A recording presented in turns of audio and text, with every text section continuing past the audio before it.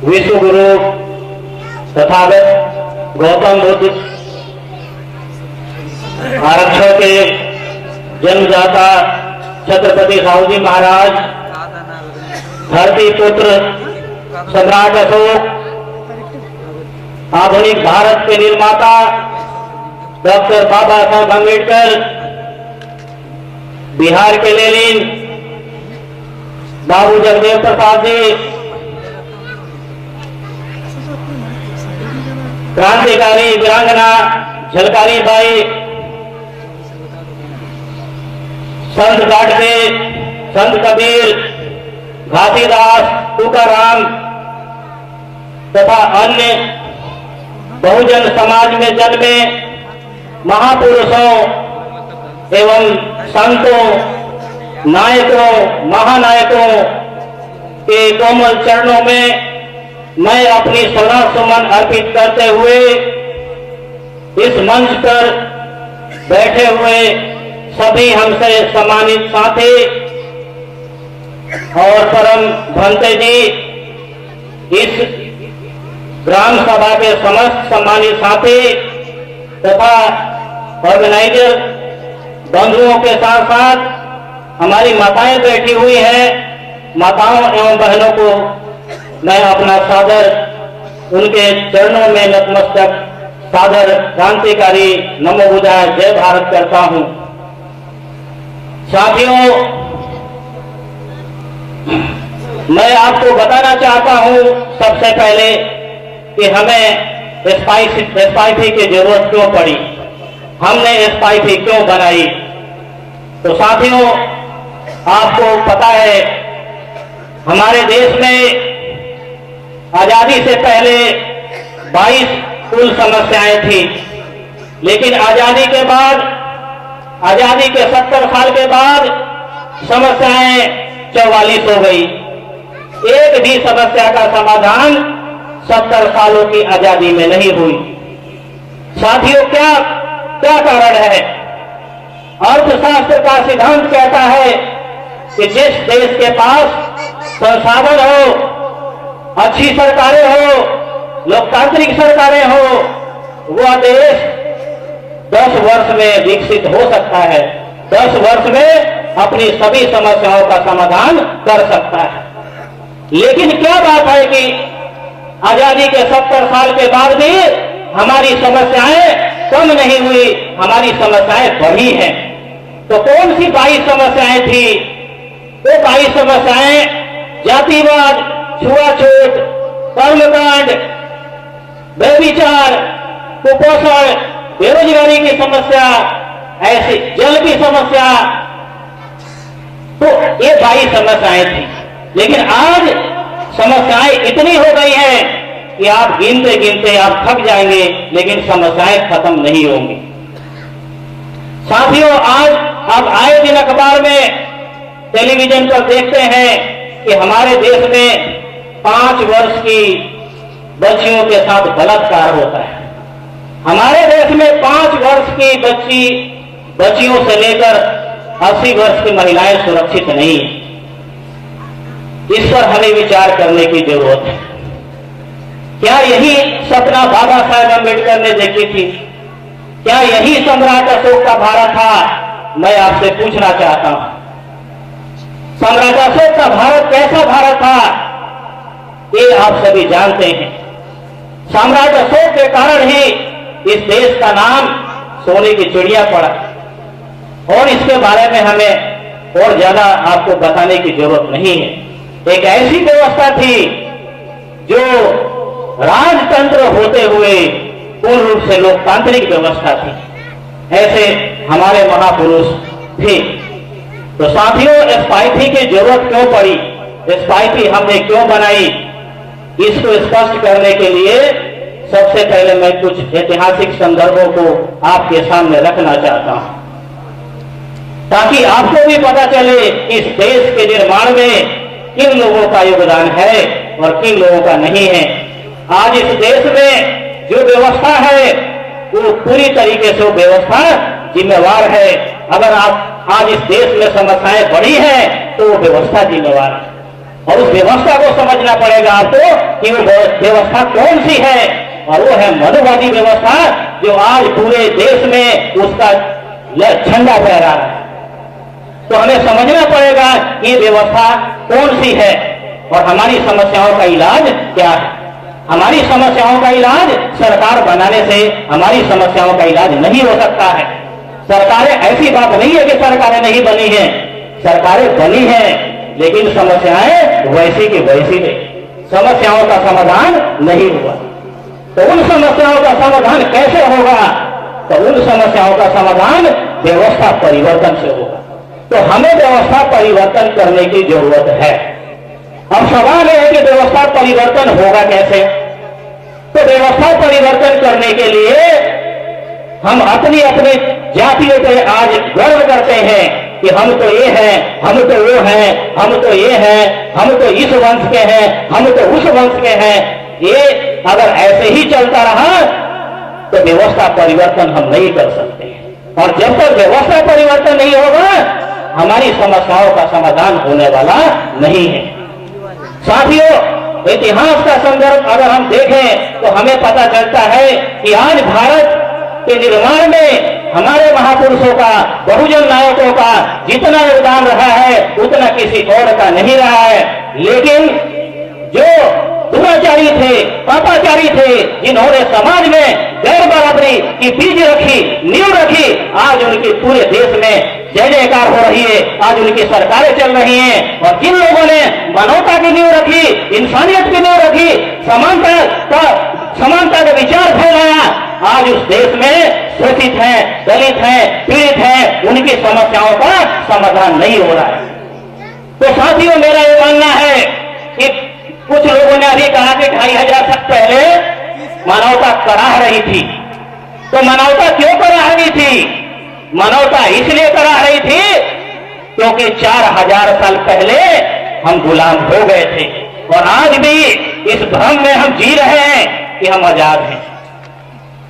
तो हमें अपने आंख पे चढ़ा हुआ चश्मा, आजादी का चश्मा हटाना पड़ेगा।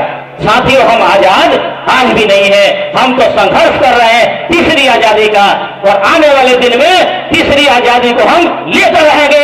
किसी के पास के अंदर हिम्मत नहीं है कि हमारी आजादी को हमसे जीत सके।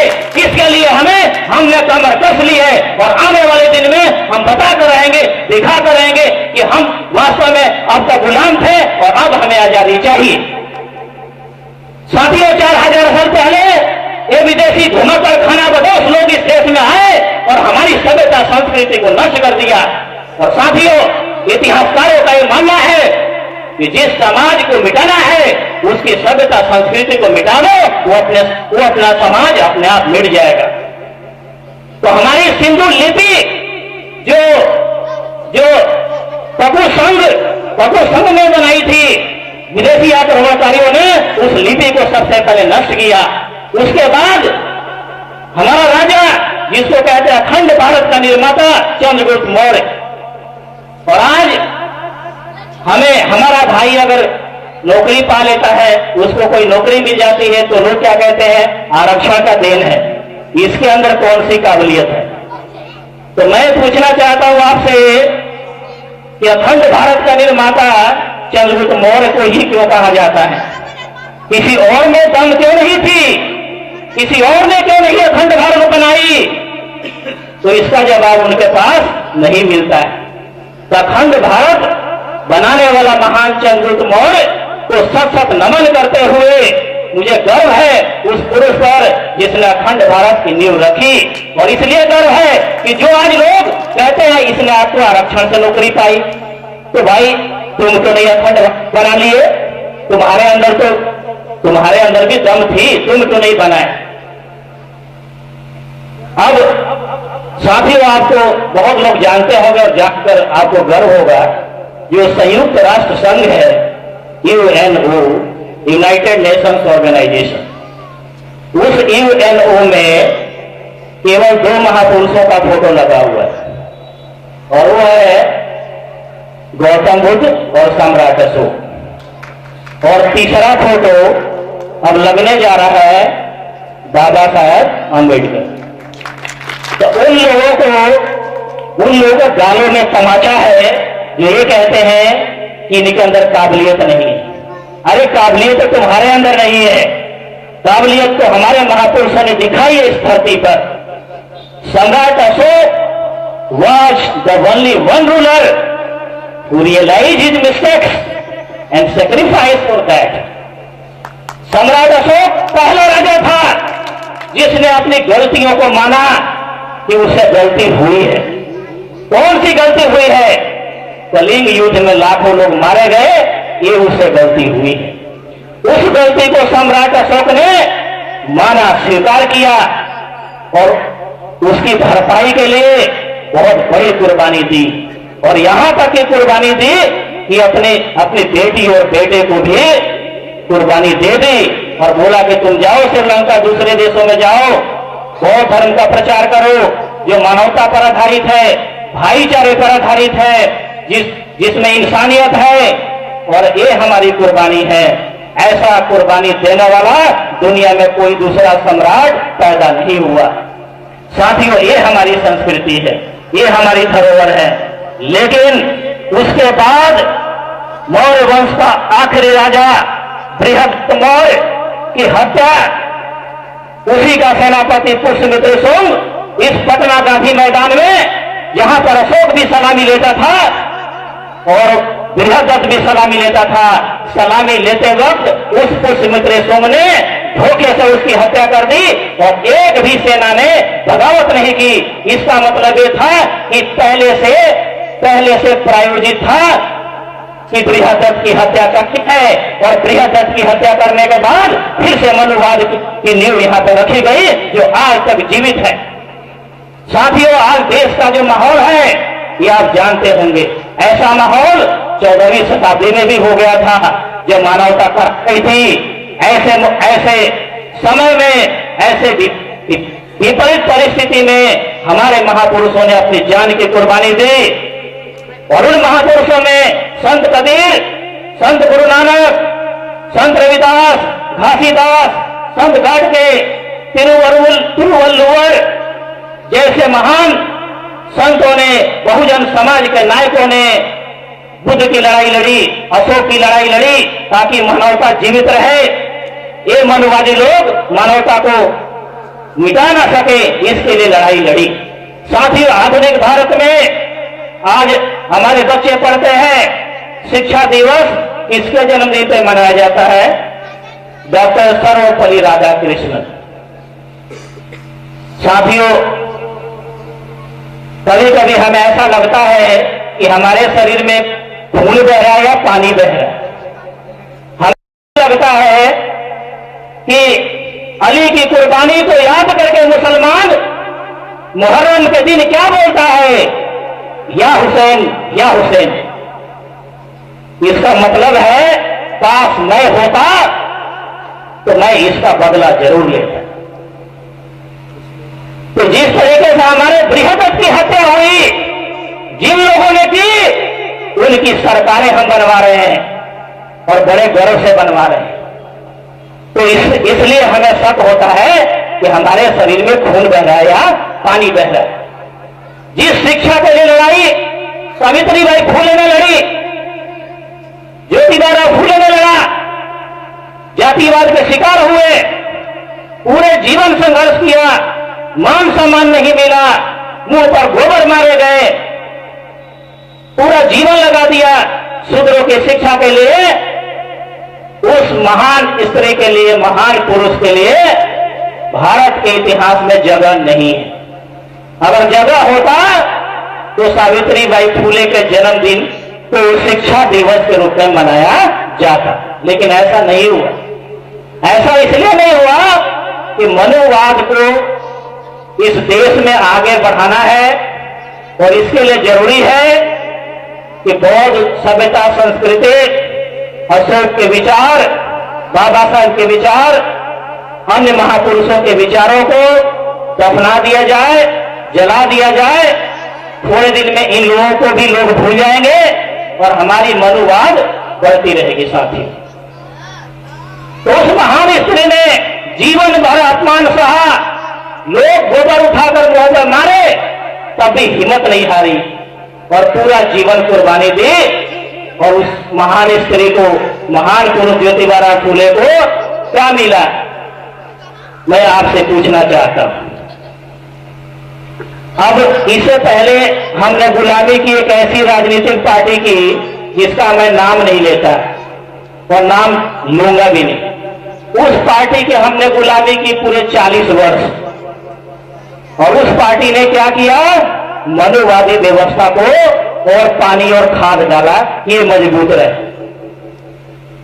और 1916 में मुस्लिम लीग और कांग्रेस का आखिरी अधिवेशन हुआ लखनऊ में 1916 में। और ये हमें इसलिए बताना जरूरी है क्योंकि आप जान सके कि व्यवस्था परिवर्तन करना जरूरी क्यों है, इसलिए इस बात को जानना जरूरी है।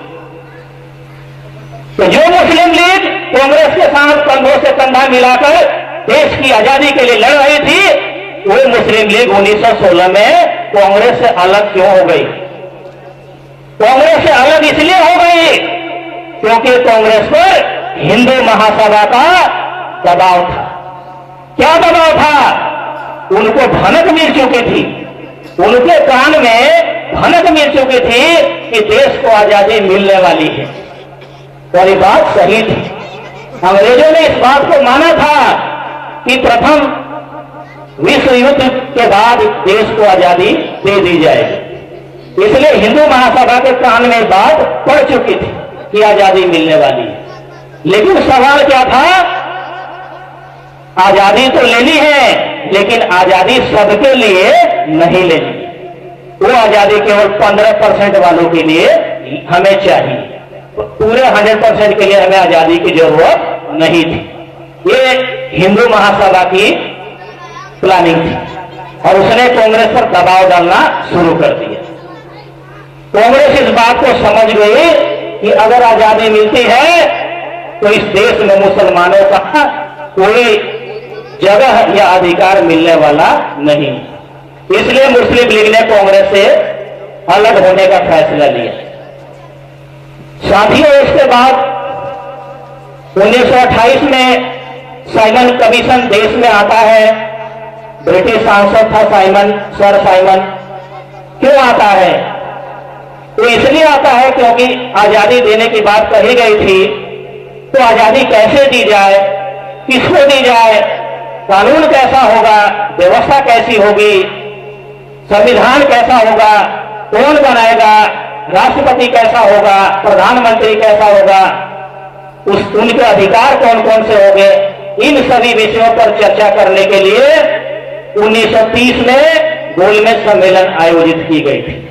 लेकिन उससे पहले साइमन को 1928 में भारत भेजा गया था कि साइमन कमीशन आए, भारत के गांव गांव में जाए और इन समस्याओं के बारे में अपना रिपोर्ट ब्रिटिश संसद को दी।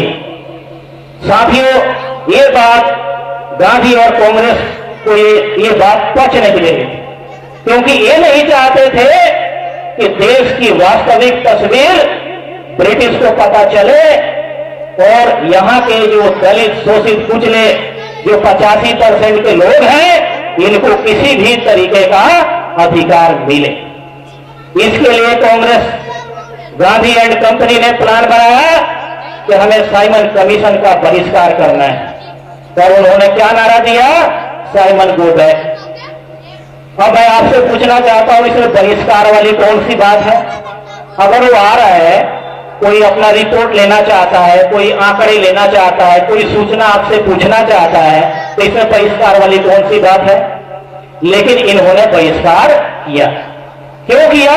क्योंकि ये नहीं चाहते थे कि देश की वास्तविक तस्वीर ब्रिटिश पार्लियामेंट तक पहुंचे और इन बहुजनों को किसी भी तरीके का अधिकार मिले। साथियों, बाबा साहेब के अथक प्रयास के बाद भी गांधी कामयाब हो गए। गांधी ने जो आज के ओबीसी समाज है, इनको बहकाने का काम किया और उस समय गांधी जी जीत गए। अगर ओबीसी ना बहका होता तो आज इनके 10 भी सांसद पार्लियामेंट में नहीं होते। लेकिन आज जो 15% है, 90% पार्लियामेंट में झंडा फहरा है। कार्यपालिका से लेकर न्यायपालिका, विधायिका, प्रधान से लेकर प्रधानमंत्री तक इसका बोलबाला है। क्या इसी के लिए बाबा साहब ने संघर्ष किया? क्या यही सम्राट अशोक का शासन था? क्या इसी को लोकतंत्र कहते हैं? तो मेरा यह मानना है कि इसको लोकतंत्र नहीं कहते हैं। लोकतंत्र का मतलब क्या है? जिसकी जितनी संख्या भारी उसकी उतनी भागीदारी। ये लोकतंत्र का स्पिरिट है। तो लोकतंत्र में भी इसकी 85% जो आबादी है वो लोकतंत्र में कहीं दिखाई नहीं देता। जो प्रताड़ित है, विचलित है, दुखी है, हीन है, दीन है, शोषित है, उसकी समस्याओं का कोई समाधान इस देश में नहीं है। जबकि ये देश लोकतांत्रिक है, संविधान लोकतांत्रिक है।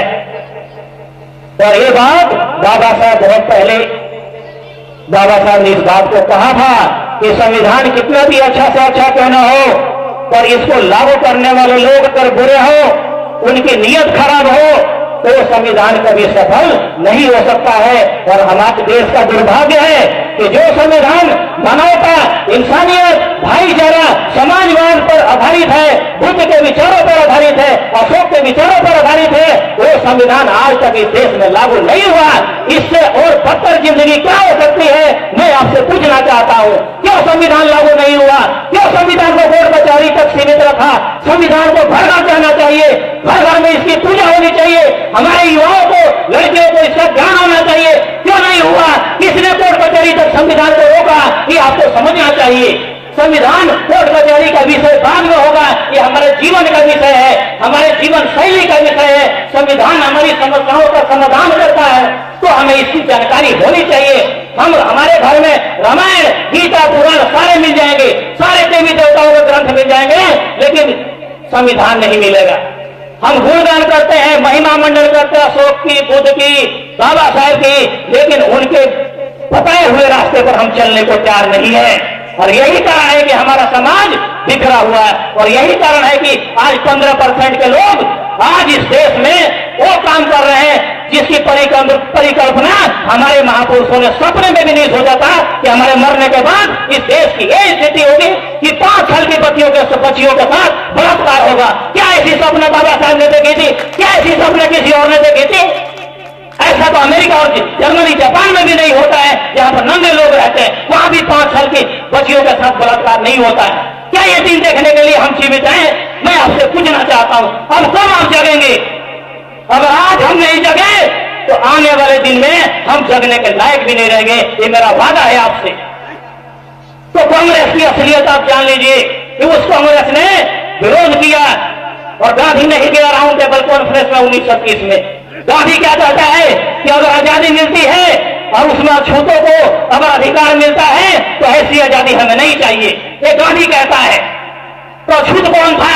इस देश का 85% आबादी अछूत थी। उसको कह रहे कि अगर इसको आजादी मिल गई तो ऐसी आजादी हमें नहीं चाहिए। और 1930 में गांधी नहीं गए, बाबा साहब गए, मोहम्मद अली जिन्ना गए, और लोग गए, लेकिन गांधी नहीं गए। फिर से गांधी के वजह से 1931 में फिर से आयोजित करना पड़ा। और इस बार लॉर्ड इरविन ने गांधी को कहा था कि अगर 31 में नहीं गए तो तुम्हारा घर जो है वो जेल होगा, तुम दिखाई नहीं दोगे रास्ते पे। तब गांधी जी 1931 में लंदन गए और जाने के बाद वहां पर क्या कही गांधी ने, ये हमें जानने की जरूरत है। गांधी ने कही थी वहां पर कि वोट का अधिकार उसको मिलना चाहिए जो बीए पास हो, जो सरकार को लगान देता हो, जो सरकार को लगान देता हो, जिसका मकान हो और जिसका खेतों में ट्यूबवेल हो, उसको वोट का अधिकार मिलना चाहिए, ये गांधी ने कहा था। अब मैं आपसे पूछना चाहता हूं कि आज से 70-80 साल पहले कौन ग्रेजुएट था और कि कौन लगान देता था बहुजन समाज में? तो 1000 लोगों में आप ढूंढोगे तो एक भी नहीं मिले। ये गांधी की चाल थी, पहले से इनकी चाल थी कि देश में प्रजातंत्र ना आए, देश में लोकतंत्र ना आए, देश में राम राज रहे, देश में गुलामी चले, वर्ण व्यवस्था जीवित रहे, अंग्रेज हमें आजादी देकर यहां से चले जाएं। ये हमारी घरेलू समस्या है। इसका समाधान हम खुद कर लेंगे, ये गांधी जी ने कहा था। अब आप ये बताइए कि आज संविधान है तब ये हाल हो रहा है कि आगरा में कॉलेज गई हुई जो हमारी बहन थी कुशवाहा समाज की, कॉलेज से अपहरण करके उसका बलात्कार होता है। जब आज संविधान है तो ये हाल। सहारनपुर की घटना होती है, रोहित वेमुला को मारा जाता है, अखलाक को मारा जाता है, जुनैद को मारा जाता है। जब आज संविधान है तो ये हाल है, तो जब राजतंत्र होता तो क्या होता, ये आप समझ सकते हैं। तो गांधी ने राउंड टेबल कॉन्फ्रेंस में इस बात को रखी, लेकिन गांधी की एक ना चली। फ्रांस की क्रांति 1789 में हुई, क्रांति की शुरुआत 1764 में हुई और 89 आते आते वहां के लोगों ने क्रांति कर दी। लेकिन क्रांति के बाद भी, उस क्रांति के 100 साल बाद वहां पर महिलाओं को वोट का अधिकार मिला। 350 साल पहले लोकतंत्र आया इंग्लैंड में, लेकिन लोकतंत्र आने के 100 साल के बाद महिलाओं को वोट का अधिकार मिला। लेकिन बाबा साहब अम्बेडकर ने क्या किया, आजादी मिलते ही बाबा साहब अम्बेडकर ने ये अधिकार सबको दे दिया, चाहे वो रिक्शा वाला हो चाहे प्रधानमंत्री हो। 1 मैन 1 वोट 1 वोट 1 वैल्यू, ये बाबा साहब की देन है। साथियों, उसका इस्तेमाल करने में भी हम लाचार हैं। राजतंत्र में तो तलवार उठाना पड़ता था, किसी की आंखें फोड़नी पड़ती थी, लेकिन आज हमें न तलवार उठाने की जरूरत है न आंखें फोड़ने की जरूरत है। एक बटन दबाना है और अपनी सरकार बनानी है और अपनी समस्याओं का समाधान खुद कर लेनी है और व्यवस्था को, मनुवादी व्यवस्था को उखाड़कर वही भेज देना है जहां से व्यवस्था आई थी। लेकिन इस काम को करने में हम नाकाम हैं। हमसे बटन भी नहीं दबता, हमसे संगठन भी नहीं बनता, हम सहयोग भी नहीं करने के लिए तैयार हैं। तो हम क्या करेंगे? हम महापुरुषों का महिमा मंडल करेंगे, तो उससे अगर भला होना होता तो बहुत पहले हो जाता। लेकिन महापुरुषों का महिमा मंडल करने से हमारा भला होने वाला नहीं है।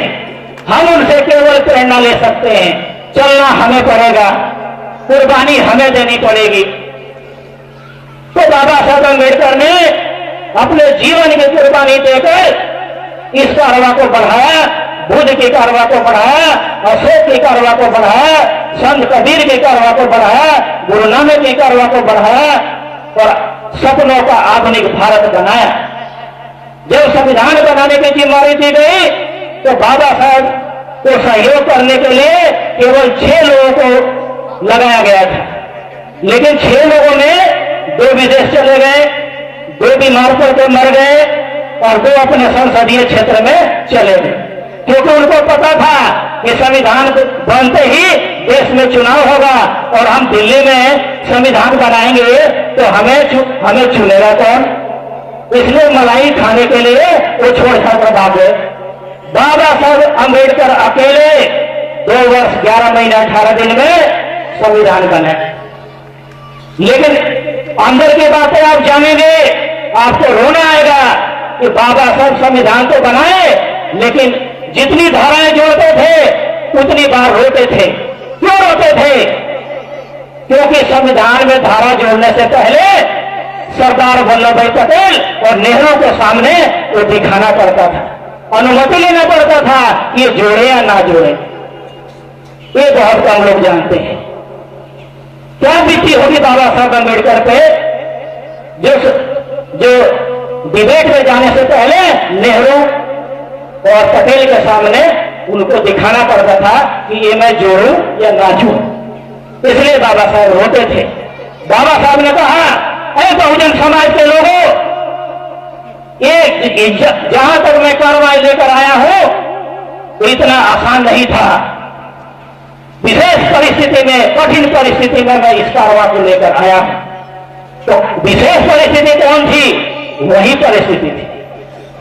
बाबा साहब की बहुत कम बातें मानी गई और बाबा साहब ने कहा था कि अगर हम हमारे ऊपर छोड़ दें लोग तो मैं ऐसा संविधान दूंगा जो दुनिया में लाखों साल तब वो जीवित रहेगा और कभी कोई उसमें कमी नहीं निकाल सकता। लेकिन कांग्रेस ने अधिकार मुझे नहीं दिया।